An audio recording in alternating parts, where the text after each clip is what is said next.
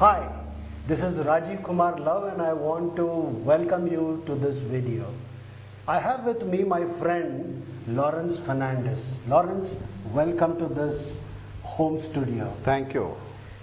Lawrence has been associated with me for the past 24 years. Lawrence is an expert in NLP and he is also crazy about hypnotherapy.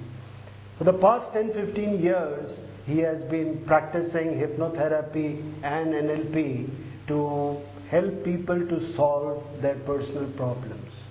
I requested Lawrence to come here and share some of his knowledge with us so that my viewers can benefit from it.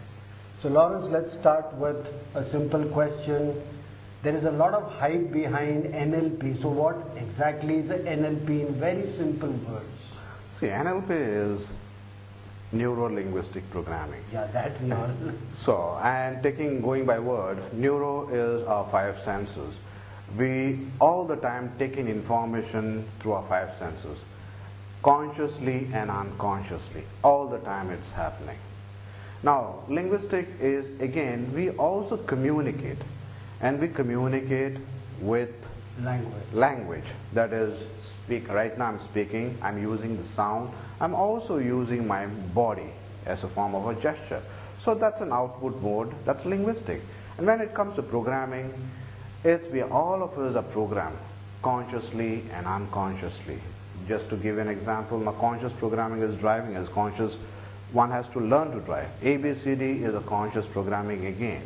So that's consciously, but speaking right now language, English is not my mother tongue. Again, it is a program that is already inbuilt in me, and that's how I'm expressing myself. So that's a program. Our parents start the programming? Initially, it's an automatic process for every child. The moment we are born, somehow the programming starts internally. Whether we go to school or whether we don't go to school, the programming continues. So that's NLP, and it's just a psychology in action where you can produce results, work with people, change people. Okay.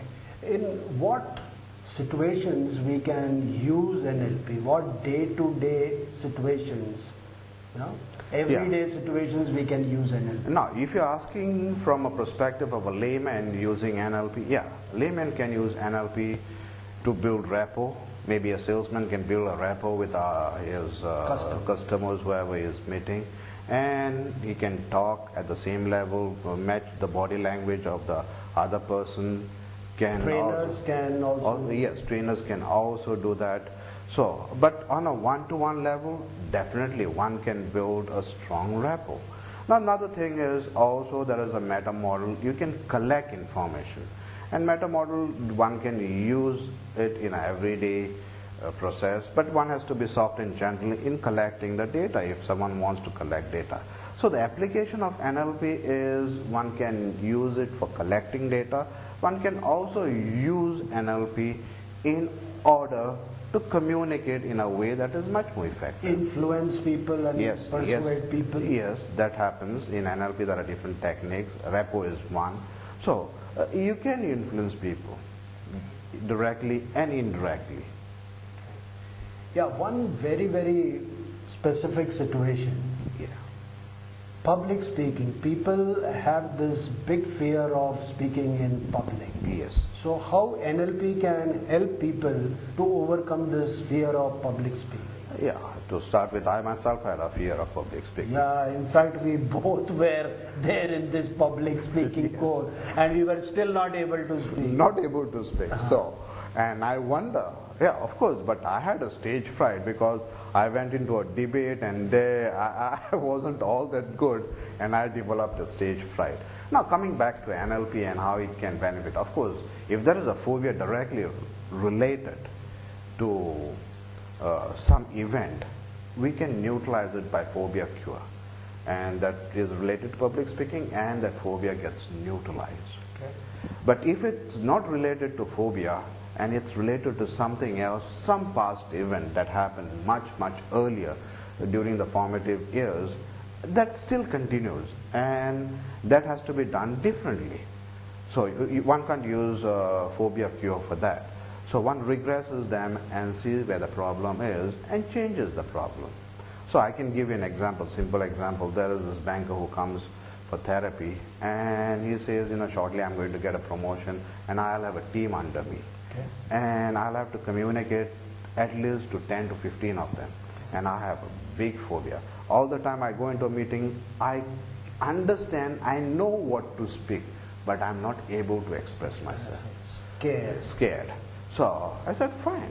I just did a one session with them. In the session, there were certain issues that did come up that were directly connected to his formative years when he was schooling, and especially he was in Mumbai and then he had to go back to Chennai and there he was studying, and his mother was very, very strict. So, and that created a problem. And he literally had an issue when it came to mother. He couldn't even communicate with his mother even to this day. So I did a session with him and he was absolutely, I didn't even see him for the next, I think so, 21 days. And he came and said, yeah, I'm absolutely fine. So friends, fear can be removed just like that using some simple techniques. Yeah. Okay, another thing what people have as problems they have is of bad habits. Yeah. So for example, biting the nails, Yes. or procrastinating, Yes. or oversleeping. That's right. How NLP could help us with dealing with those things? No, especially with nail biting, that's you can say a simple habit. So one can Simple bad habit. Simple bad habit. So, and one can deal it with a swish technique that's there in NLP, where the pattern has been broken. The way one is doing it is just a pattern that is there, and you can break that pattern by using the swish pattern technique. But there are other things, just like procrastination. Now procrastination, one does it for different, maybe the motivation is very poor, yeah, and maybe they are not prepared, and then the goals maybe not interesting enough, even if they have powerful enough. that's not motivating them to go for it 100%. And the major one could be criticism. And if they are being Maybe fear of failure also. yeah, fear of failure is also there, but criticism plays a major role, because if someone is encouraged from a very young age, they feel, yeah, I can do it, let's do it, let's try, what's there. So that's how here the procrastination, they most of the time will be procrastinating. So I'll do it tomorrow, day after tomorrow. And maybe, but procrastination has a benefit also. Can you imagine if procrastination was used for people who are overweight? They have to just procrastinate. I chocolate nahi khaunga. I'll eat it tomorrow, or maybe then day after tomorrow. I'll eat it right now. Tomorrow, day after tomorrow. Maybe they will be losing weight if they had to procrastinate. Yeah. And even for negative thinking, we could say that I could think negative tomorrow. I'm not going to think it now. Absolutely. So that's a benefit of procrastination. But only thing, it has to be applied. So procrastinate negative things and do the positive things. Yes. Yeah, that will be beneficial. True. Okay. One word which is quite often used in NLP is the word anchoring. Yes. So what exactly is anchoring and how do you use it? Now, anchoring happens all the time.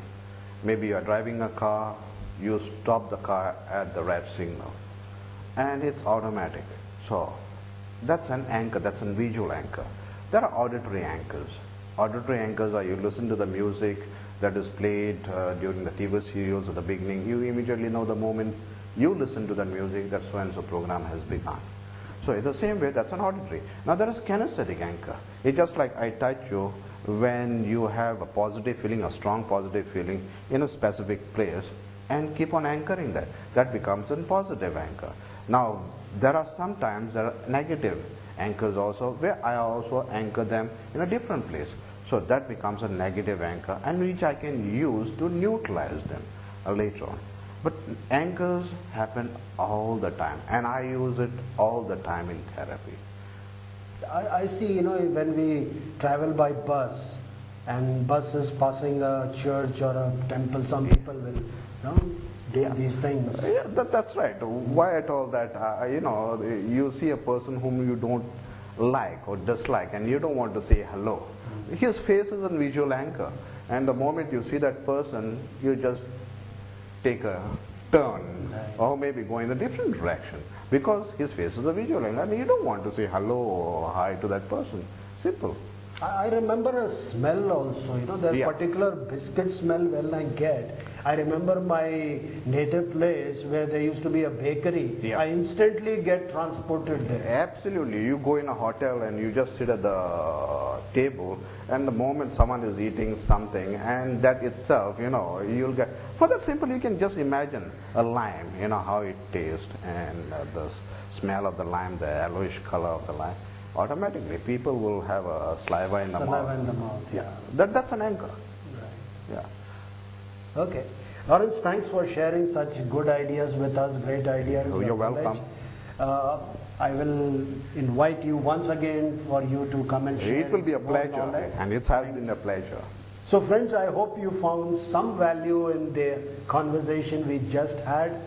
The important thing is to use it in your life. So thanks for watching this video. I will be back once again with another video. This is Rajiv Kumar Love.